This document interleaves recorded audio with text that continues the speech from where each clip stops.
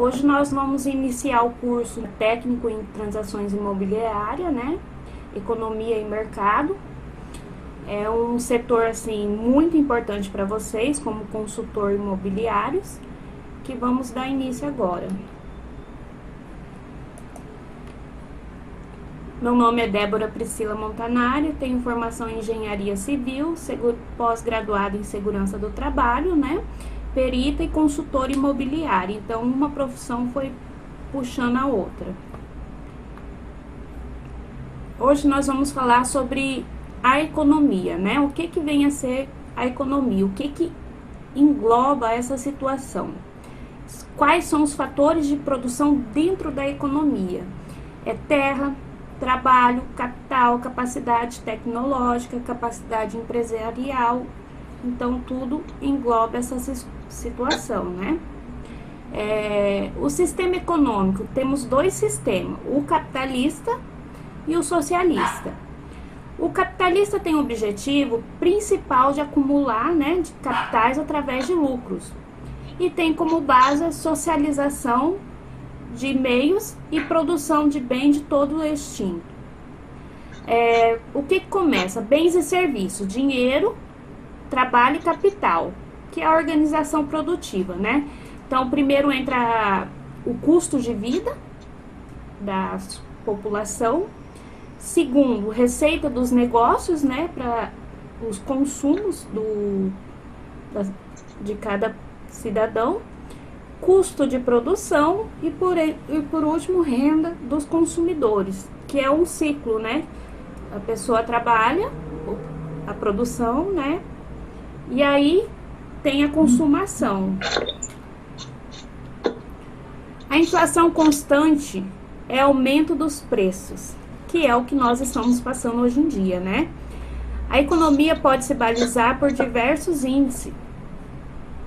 Deixa eu só tirar o áudio aqui de 2 alunos.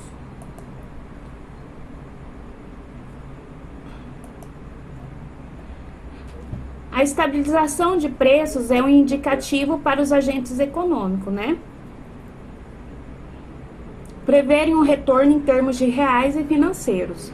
Para isso, um nível de inflação baixo não é o suficiente, tá, gente? O mercado financeiro atualmente é grande. E a expectativa de alguns indicadores para cálculo de retorno vai entrar IPCA, IBGE e IGPM. IPCA, né? Então, o IPCA é o Índice Amplo Nacional de Preços do Consumidor, né? E IBGE é o Instituto Brasileiro Geográfico de Estatísticas e o IGPM, Índice Geral de Preço no Mercado, que é algo muito importante para vocês. No contrato de renovações, vocês sempre vão utilizar esse IGPM, né? Vou mostrar para vocês um site, né? Que mensalmente esse valor vai alterando. Então, se o contrato vai vencer em janeiro de 2023, vocês têm que ir lá no sistema e procurar esse valor, essa porcentagem, multiplicar o aluguel pelo valor da porcentagem. Ah, mas vai vencer em maio. Em maio de 2023 é um novo valor. Mensalmente vai ter nessa alteração, tá? O IGPM. Os índices de inflações, né? Os principais índices de inflações são o índice geral de preço no mercado.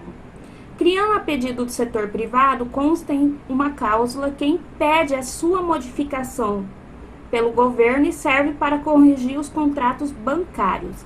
É um cálculo mensalmente, né, do FVG. Sua composição é 60% de IPCA, que é Índice Geral de Preço, Índice Geral de Atacado, 30% IPC, Índice Geral de Preço do Consumidor, 10% do INCC, Índice Nacional de Custo na Construção Civil. Então, é algo que, sim, muito importante, né, para a nossa sociedade. A área da construção civil, a área da Construção civil é muito importante para nós, IGPM, locação, venda, engloba tudo, né? Aí o cálculo de IGPM, ele tá aqui, né, para vocês, o site. Aí aqui eu coloquei um exemplo para vocês do IGPM em junho, julho e agosto, que é o último que teve agora. Ele tá 10,7%. Teve uma queda boa, tá? Até o mês de junho tava 13,75%. Então, nós estamos assim, quanto mais cai esse IGPM, o valor é ótimo para as locações, entendeu? Diminui a porcentagem, porque a gente está num momento tão difícil que essa variação de preço, assim, é melhor você ter um cliente com preço mais estabilizado do que subir essa tabela num valor extraordinário e aí o imóvel ficar parado, né? Não vende nem aluga. Ah, mas como assim? Tem clientes que chegam para mim e falam assim, olha, venceu o contrato. E aí o IGPM tava lá em cima. Você pode entrar em um acordo, falar com o seu proprietário, né? Com o proprietário da sala de aluguel, tô dando um exemplo. E orientá-lo, olha, devido à inflação, aumento de preço, ou se o senhor achar justo permitir o valor ou aumentar 50% do valor do IGPM, isso é um acordo entre o proprietário e o inquilino, no qual você, como intermediadora, corretora de imóvel, dá uma indicação para o seu cliente, né? Para ele ter uma base. Aí, como que faz esse cálculo, né? O valor da locação mais a porcentagem. Ou multiplicação quando é 1,10%. Vocês escolhem multiplicar ou somar. Tem duas opções aqui. Só um minuto. Agora nós vamos falar do PIB. O que é o PIB? É Produto Interno Bruto. Saber as riquezas dentro do país de cada... do seu país, né? Do Brasil, Estados Unidos. Então, o PIB tem uma fórmula que é calculada, né? Pela ONU, para poder saber mais ou menos a situação que está a riqueza do país, né? Então, essa fórmula é o consumo brasileiro, mais o gasto do governo, o investimento das empresas e o número de exportação líquida. Então, é somado todos esses itens e aí é repassado o valor que está, né, a riqueza dentro do seu país. Selic, a taxa de Selic hoje, ela está em 13,75. Deu uma baixada boa, né? Tá 10, perdão. 13,75 estava no mês de maio. Ó a diferença, né, da queda. Muitas pessoas me questionaram assim, vale a pena construir? No ano de 2014, essa taxa Selic, que é a taxa para financiamento, né, na parte de imobiliário, ela estava, em 2014, estava 3,75, que estava no início do mês, do ano. Mas hoje, no tempo da pandemia, em 2019, ela caiu para 3,75. Essa queda compensava comprar os materiais e construir com o financiamento. Por isso que deu um boom na construção civil, né? Deixa eu só deixar mudo aqui. Por isso que deu um boom na construção civil. Por quê? Porque a taxa de Selic estava lá embaixo, os juros para empréstimo, né, para a parte de construção civil, comprar imóvel, então estava compensando muito. Hoje ela tá 10,75, ainda tá um pouco baixa. Em 2014 estava 3,75, né? Então assim, essa Selic que ela fica oscilando, conforme a economia mesmo. O que é uma Selic? Conforme a decisão recente do Copom, Comitê de Política Monetária, que é o Banco Central, né? É uma taxa básica de juros da economia e o principal instrumento de política monetária utilizado ao Banco Central para controlar a inflação. Ela influencia em todas as taxas de juros do país, como a taxa de juros de empréstimo e dos financiamentos aplicados financeiro. O que eu falei para vocês, né? Elasticidade em relação à oferta. O que é isso? O preço da oferta pode ser definida com alteração percentual e quantidade de oferta. Quando se tem um tipo de variação de 1% no preço de um bem e serviços, tipos de oferta, né?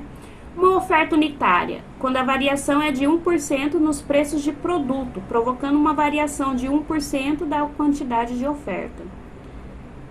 Elasticidade é a mesma coisa, né? É quando uma variação de 1% de preço, um produto provoca uma variação superior a 1% da quantidade de oferta. Aí temos a inelasticidade ou rígida, né, que é quando a variação de 1% dos preços e produtos provoca uma variação inferior a 1% da quantidade de oferta. O que é a teoria elementar da demanda, né? Demanda é a procura de qualquer bem ser determinado por preços em determinado momento. Estou procurando um imóvel, então ele tem um preço nesse período de inflação, subiu tudo. Vai estar lá em cima. Utilidade, ceteris paribus, que é todo e mais constante, grandes variáveis por preços simplificados, né? Aí entra a teoria elementar da demandas, que é bens e serviços econômicos, como capital, consumo, duráveis e não duráveis. Por que é duráveis? Duráveis é um residencial, um terreno, um imóvel, né? Algo mais com uma vida útil maior. Agora, não durável é o consumo diário do brasileiro, né? Que vem alimentação, saúde, planos de saúde, né? Farmácia, remédio, medicação. Isso é não durável. Intermediário, que seria um veículo, algo assim. Substitutos e complementares, ok?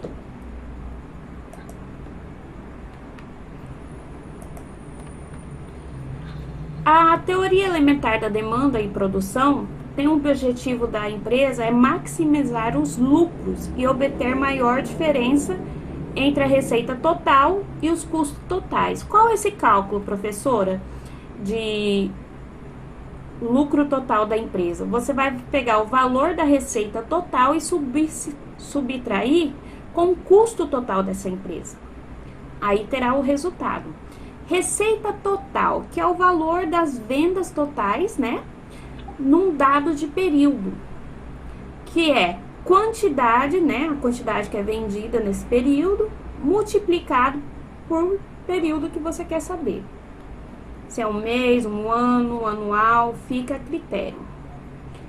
Elasticidade de preço e oferta, né? Que o preço, neste caso, mede a reação de empresários. A variação de preços em determinado bem, sob o ponto de vista de elasticidade de preço, a oferta por classificação, né? Como? Oferta de elasticidade unitária, que é a curva de oferta de bens cuja resposta em termos de produção é proporcional à variação de preço, bem sendo elasticidade de preço e oferta igual a 1. O que é oferta inelástica? É uma curva de ofertas de bem, cujo a resposta em termos de produção é proporcional menor do que a variação de preço do bem, sendo a elasticidade de preço menor do que 1. Aí temos a oferta de elasticidade, que é a curva de oferta de bens, cuja resposta em termos de produção é propriamente maior do que a variação de preços, né? Do bem, sendo a elasticidade maior que 1. É o inverso. O que é mercado, professora? Mercado em economia significa um conjunto de transações comerciais, cujo, né, temos os consumidores que absorvem a determinados produtos e serviços. A circulação tem o objetivo de movimentação de bens, serviços em direção ao consumo. Pode ser circulação social, que é onde não há necessidade de movimentação de material, havendo somente transferências e propriedade. Exemplos, imóveis e terrenos, né? A circulação do real, onde há transporte do bem transacional, exemplo, alimentos, sapatos, máquinas e etc., que é o consumo, né, do dia a dia do brasileiro. Então, temos a circulação do real e circulação social. Qual que é essa classificação desse mercado, né, dentro da economia? Tem a concorrência perfeita, que é um número grande de empresas, produtos homogêneos, inexistências de barreiras para entrada e saída de empresas, transparências e informações. Tem o monopólio, que é o oposto, né, da concorrência perfeita, única empresa dominante que controla a matéria-prima, patente do produto, elevada capital, gerando barreiras na entrada e saída da empresa. Ou seja, é uma empresa que ela produz a linha de produção, né? Ele vai ser uma empresa de ração. Eles também têm a plantação de milho, então uma empresa que tem o próprio círculo, né, de economia.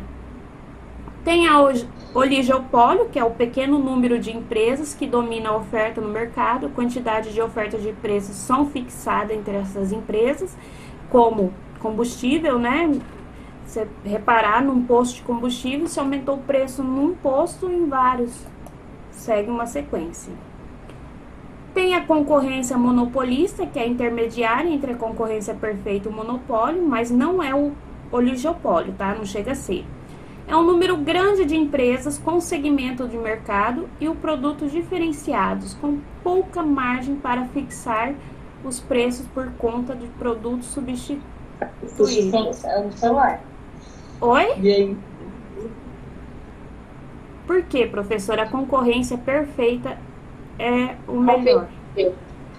Porque quanto mais concorrência, né, entre mercados, farmácias, escolas particulares, tudo, é uma briga pelos preços entre os comércios. Então, você tem direito de fazer orçamento. O brasileiro é chefe em orçamento, né? Vai fazer uma compra, vai fazer... Sempre ele faz um orçamento em várias lojas do mesmo segmento, no qual ele consegue driblar a situação para ter um desconto, né? Ver onde o preço está melhor. Quanto mais a concorrência, melhor. Se eu moro num tal setor, num bairro. Se lá tem 10 farmácias, ótimo. Se lá tem 10 mercados, melhorou. Entendeu? Então é uma concorrência que seja bom para nós consumidores.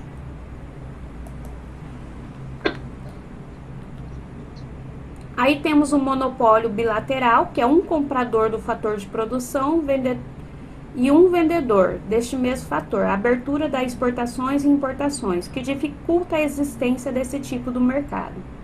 O monopólio, né, que é a situação no qual existe um grande número de vendedores para um único comprador. É um tipo de mercado também cada vez mais raro. Digamos que temos 5 corretores com 10 imóveis disponíveis. Aí o seu cliente, ele vai orçar com você o mesmo imóvel, com o seu colega e com o outro. Isso é normal.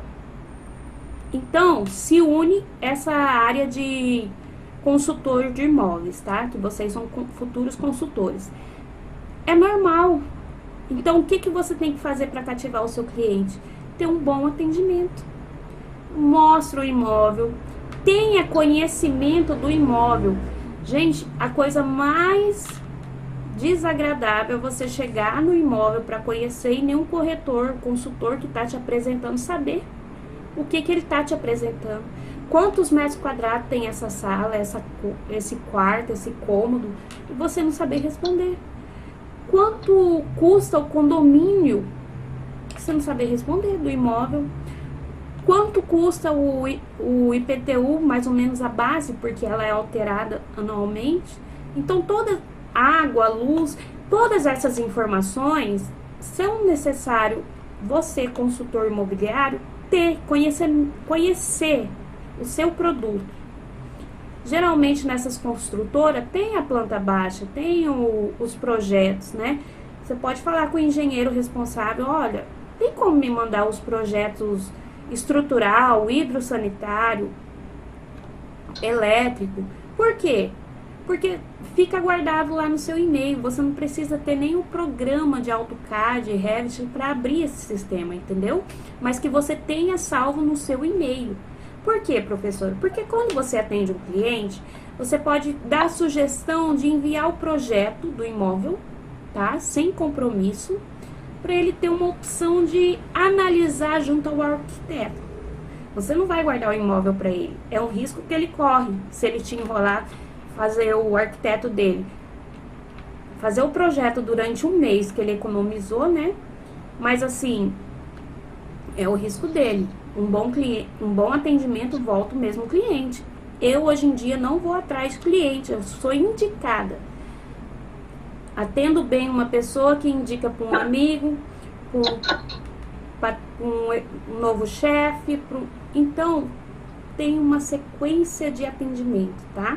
Essa é uma dica que eu dou para vocês, ter o projeto, né, em e-mail, não é obrigado necessariamente.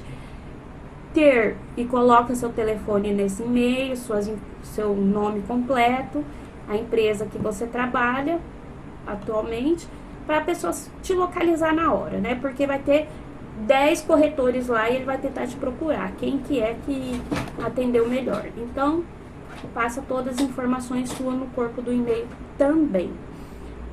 E tem um bom atendimento ao cliente de vocês. Isso evita transtorno. E outra, não tenha competição profissional entre colegas, tá? O cliente é livre e ele tem o direito de fazer orçamentos com os demais, entendeu? Igual eu tô com o tempo corrido, fui passar para uma consultora imobiliária, um cliente meu antigo. Depois de 5 anos ele me procurou, que expandiu o negócio, precisa de outra sala de 100 metros quadrados. Beleza.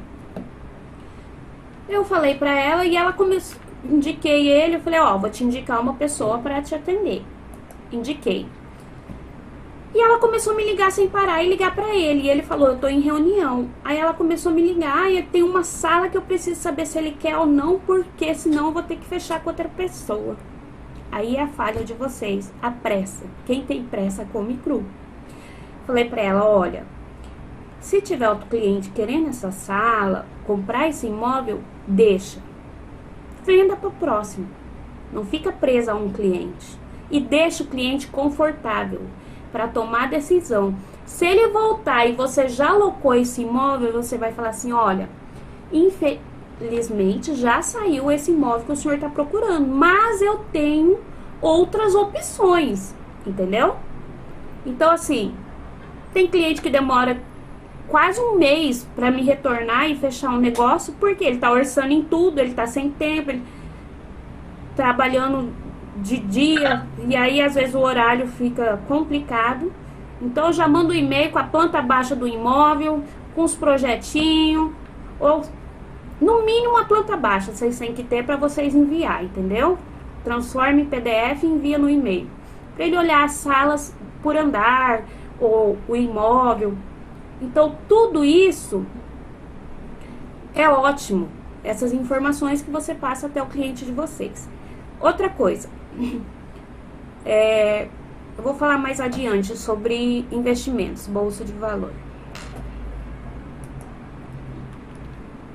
Consumo e poupança. Utilização pela poupança das riquezas materiais e artigos produzidos. Renda nacional, né, um componente de consumo. Renda nacional é o estoque de riquezas ou patrimônio, taxa de juros e mercado, disponibilidade de crédito, expectativa sobre a renda futura e a rentabilidade de aplicações financeiras. Consumo se dá em função de renda nacional disponível. Poupança é uma parcela de renda nacional que não é gasta em bens e consumo.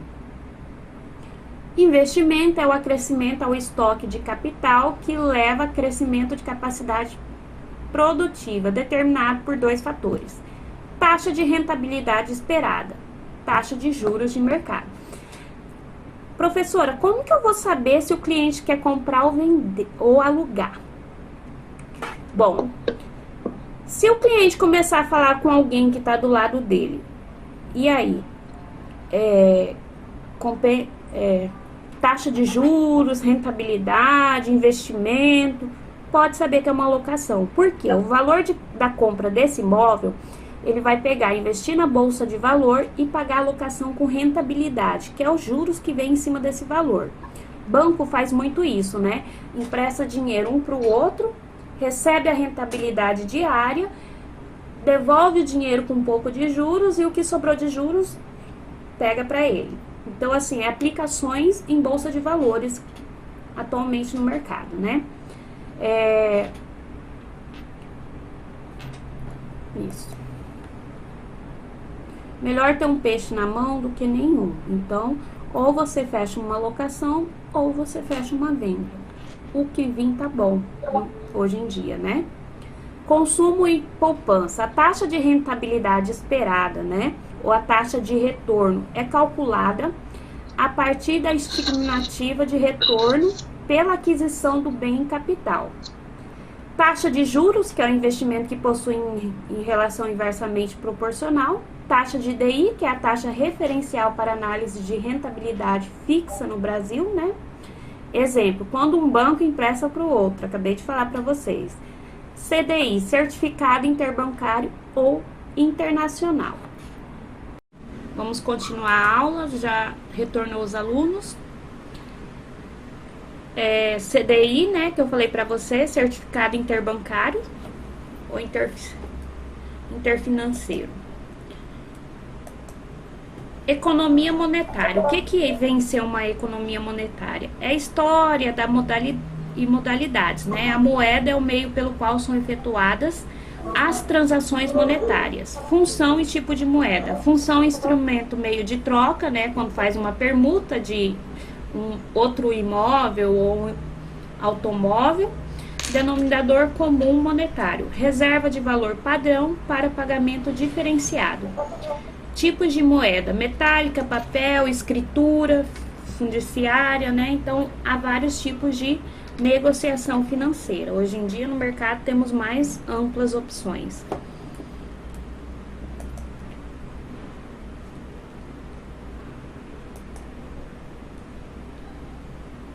Só um minuto. Aí aqui a gente vai falar da demanda de oferta, né? Oferta da moeda. A criação da moeda depende de sua demanda de oferta por parte da população e autoridades monetárias. Quando saiu a nota de R$200, todo mundo ficou feliz. Mas o que significa? Ele soltou essa fumaça. O que significa essa alteração da moeda, ou essa nota de R$200? Significa desvalorização do real, né? O que significa? Que o real está sendo desvalorizado e está caindo seu valor. Tanto é que veio a inflação, a gente está passando uma nota de R$100, o que você gastava com ela anteriormente, hoje é R$300, né? Para comprar com o que comprava com R$100. Então a diferença veio muito grande. Há boatos de que essa nota vai sair do mercado. Tomare a Deus, né? Ela é muito bonita, mas se for para desvalorizar nosso real, não compensa. Taxa de juros e equilíbrio. É a taxa de juros praticada no mercado. Taxa de juros determinada pelo Conselho Monetário Nacional. O que é o Conselho Monetário Nacional? É um conselho bancário que se reúne uma vez ao mês para ter essa reunião e o governo participa para estabilizar o aumento de IGPM, taxa de Selic. Então, tudo isso aí é uma reunião mensal para ter esse controle. Então, é a reunião com os bancos e com a parte governamental, tá bom? Taxa de juros cobrado pelos bancos comerciais, Spread, né? Essa é a taxa de juros. O sistema financeiro é a estrutura institucional que regulamenta, supervisiona e opera intermediações financeiras, incluída os consórcios e negócios de valores mobiliários, os seguros e as previdências complementares. Vocês podem atuar também em previdências, tá, gente? Como corretor em previdências é uma boa opção também, não só imóveis. Então, vocês têm um mercado amplo para atuar. Sistema financeiro. O que compõe esse sistema financeiro nacional dentro do Brasil? Quais são os órgãos normativos? Conselho Monetário Nacional, Conselho Nacional de Seguros Privados, Conselho de Gestão de Previdências Complementares, né? Também é onde vocês podem atuar como corretor, consultor imobiliários, né? Quais são as entidades supervisoras, né? É o Banco Central do Brasil, Comissão de Valores Mobiliários, Superintendência de Seguros Privada, Instituto de Resseguros do Brasil e Secretaria de Previdência Complementar. Os agentes operadores do sistema, bancos comerciais, eles...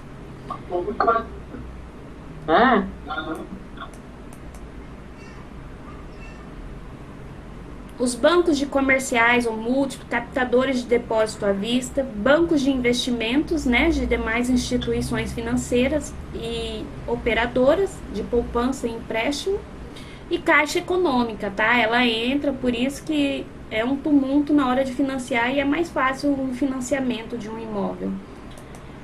O sistema financeiro também entra corporativas de créditos, né? Intermediários financeiros, administradores de recursos de terceiros, bolsa de mercadorias e de futuros, e a bolsa de valor também é muito importante, ela entra nessa demanda.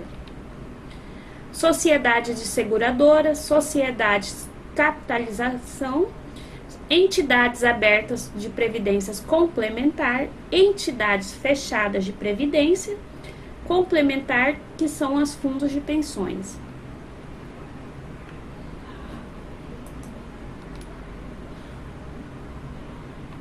Quais são essas modalidades de crédito, né, que o Brasil compõe hoje?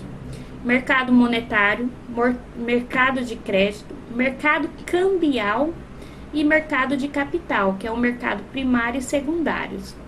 Mercado à vista, né, ou de futuros e opções. O que é uma inflação? O que isso significa? É o aumento contínuo aumento generalizado contínuo de preço, que é o que estamos passando por hoje, uma inflação no Brasil. Dependendo do tipo de mercado, existe um repasse de aumento de custo para os preços e produtos.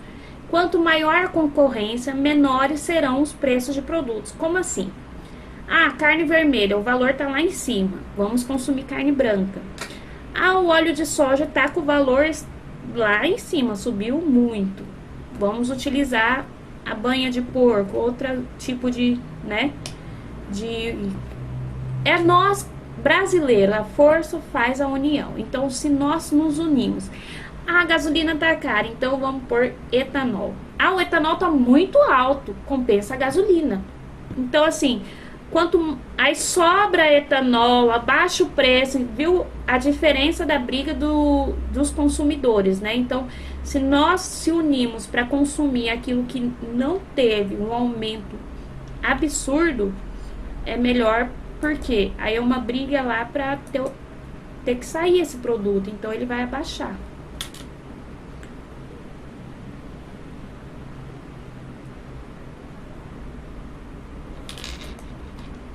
O sistema financeiro, as modalidades de crédito, né? Já falei, inflação.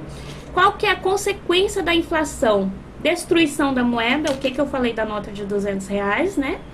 destruição da estrutura de longicidade do sistema de troca, que é aquela compra com permuta, desarticulação de cadeia produtiva, regressão das atividades produtivas, queda do nível de emprego, como está alto o desemprego no Brasil, ruptura do tecido social, ruptura política institucional. O que é isso? Quando o governo perde o controle da situação.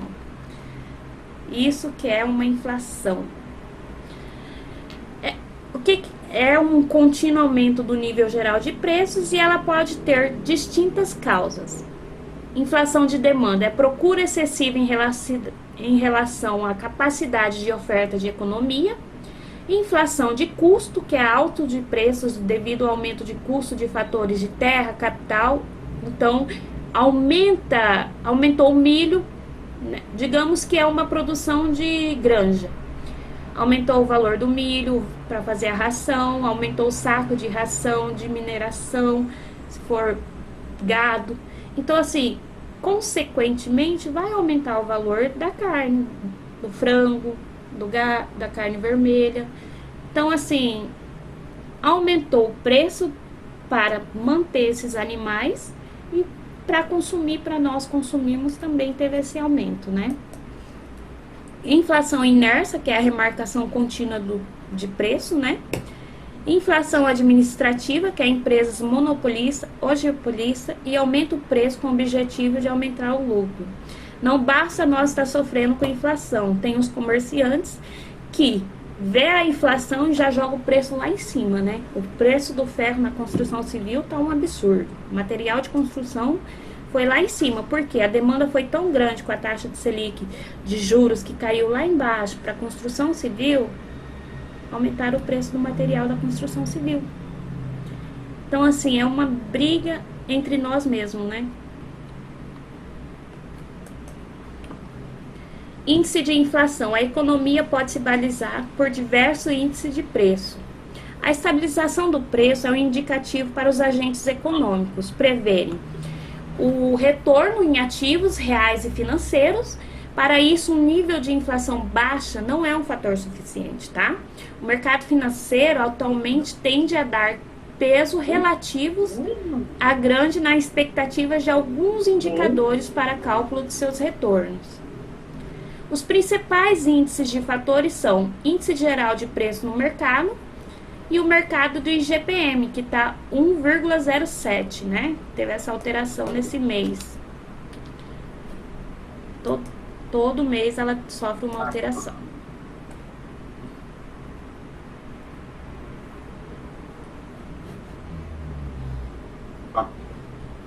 Só um minuto.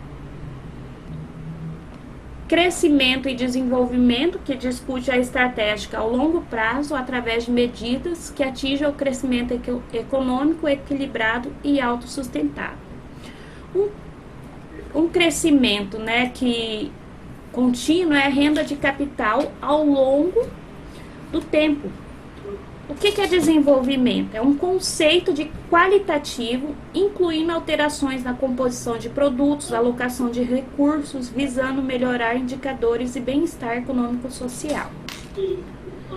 Crescimento e desenvolvimento econômico. É o sonho de todo brasileiro, né? Um crescimento econômico. Aumento na força de trabalho, quantidade de mão de obra, crescimento demográfico e imigração, aumento do estoque capital e a capacidade produtiva, melhoria na qualidade de mão de obra, que entre especialização e qualificação, que é o que vocês estão procurando hoje, melhoria na tecnologia, né? Aumento de eficiência na utilização de estoque de capital e eficiência na organização de forma como insumos interagem.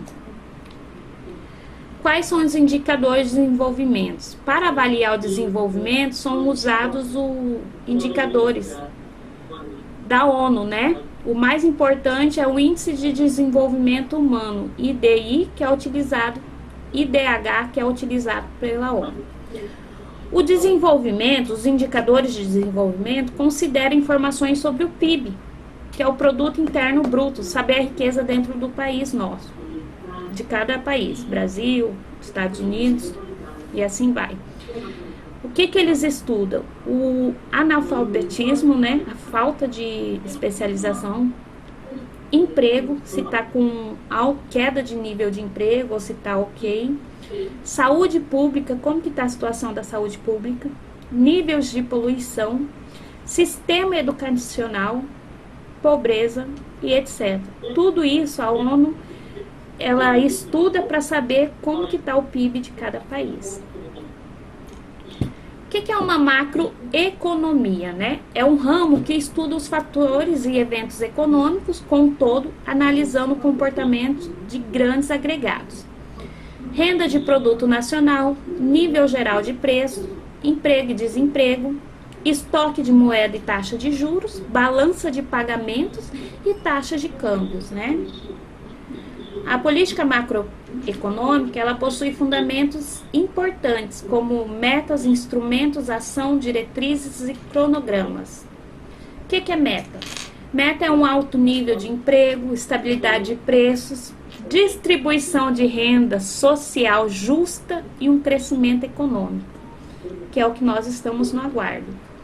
Instrumento, política fiscal, política monetária, política cambial e comercial e política de renda. Processo da globalização é um processo pelo qual a vida social, de cultura dos diversos países do mundo é cada vez mais afetada por influências internacionais em relação de imposições políticas e econômicas, né? Em economia, é a integração das empresas transacionais num contexto de livre comércio, favorecendo pela informatização de desenvolvimento e meios de comunicação de transporte. Blocos econômicos, mercado comum, que é o euro, né? Mercosul e NAFTA. Quais são essas consequências, né, da globalização econômica? Concentração de investimentos estrangeiros diretos e tecnologia nas mãos de poucas multinacionais localizadas nas nações a capital e avançados. Perda para os países capitalistas de boa parte de sua capacidade de conduzir um desenvolvimento parcialmente autocentrado e independente. Desaparecimento de certa especificidade dos mercados nacionais. E é isso que eu tenho que falar para vocês. Alguma dúvida em relação, né, à aula de hoje? Eu só quero dar uma dica para vocês.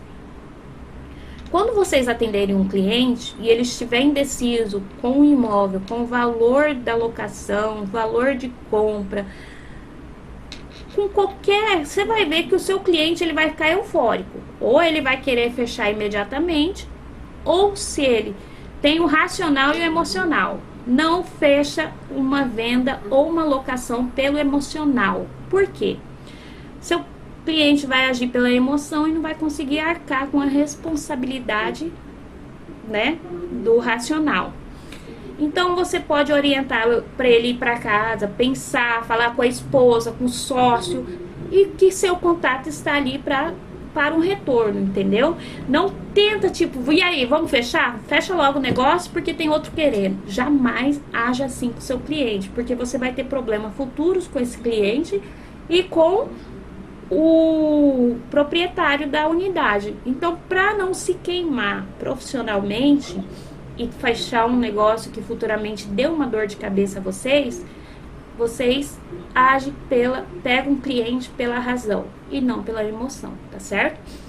Outra coisa, eu vou enviar para vocês um material de orçamento, uma planilha de orçamento pessoal, no qual vocês vão ter um controle financeiro de vocês, né? Lá vai ter gasto com terceiros, gasto com residencial, vocês vão pôr o valor que ganha e o valor do consumo.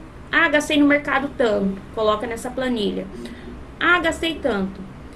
E assim vocês vão ter um controle e conscientização de onde está indo mais a renda de vocês, tá?